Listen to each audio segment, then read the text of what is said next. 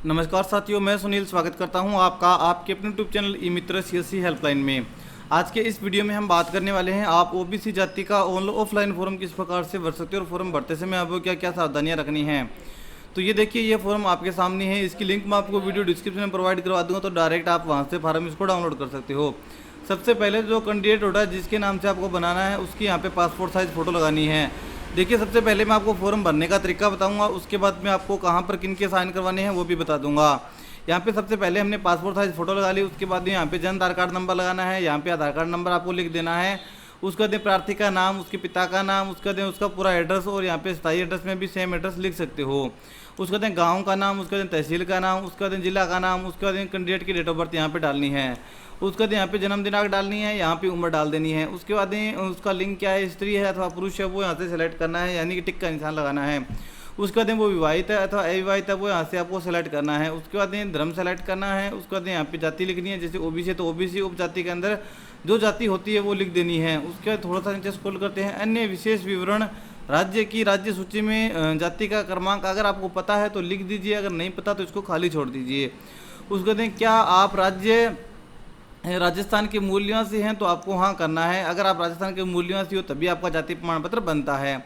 उसका दिन यहाँ पे आपको मोबाइल नंबर लिख देने हैं प्रार्थी के। उसका दिन क्या आप राजस्थान के मूल निवासी हैं या फिर नहीं, तो यहाँ पे आपको हाँ करना है, राजस्थान के मूल निवासी हैं आप और आपका परिवार दोनों।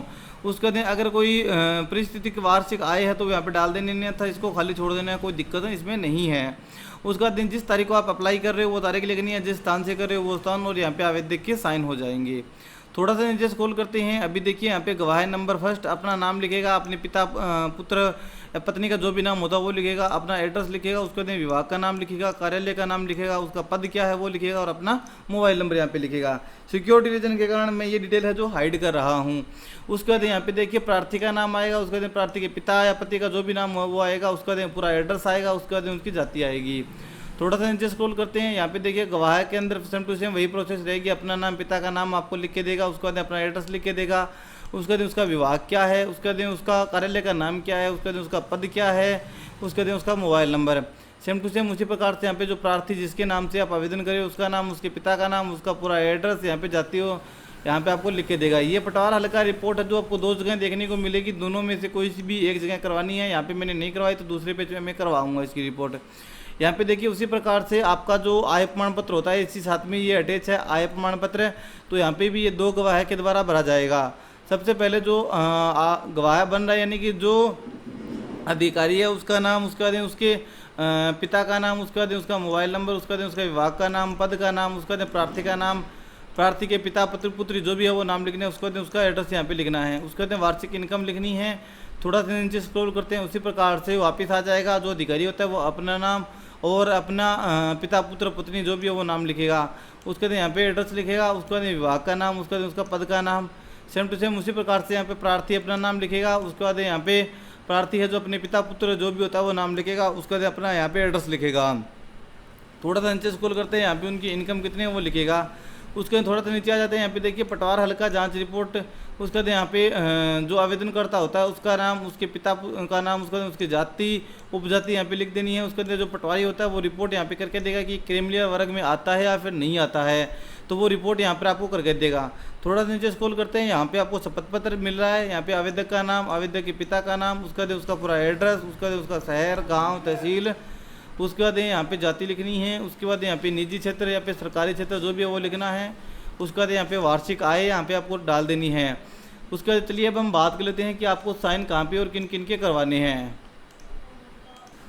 तो देखिए यहाँ पे आपने जो पासपोर्ट साइज फोटो लगाई है इस पे आपका वार्ड मेंबर, सरकारी कर्मचारी कोई भी हो वो साइन कर देगा तो आपकी फ़ोटो चलेगी। यहाँ पे आवेदक का साइन आएगा, उसके बाद ये जो भर के दे रहा है आपको उसका यहाँ पे साइन और मुहर आएगा। इसी प्रकार से गवाह नंबर 2 जो आपको भर के दे रहा है उसका यहाँ पे मुहर और साइन आएगा।